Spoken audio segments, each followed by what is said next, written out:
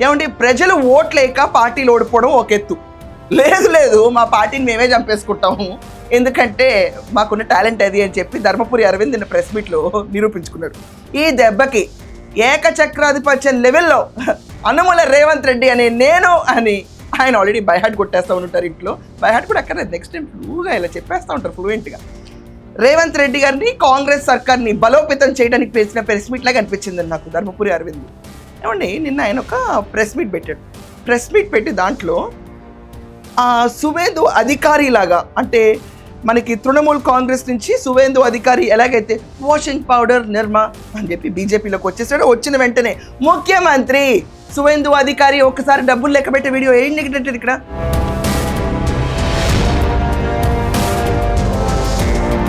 దాని తర్వాత మోడీ గారు ఎలా చెప్పారు ఒకసారి అది కూడా ఏంటి, యహాసే వహాసే డబ్బులు ఎలా కుక్కున్నాడు ఏంటి.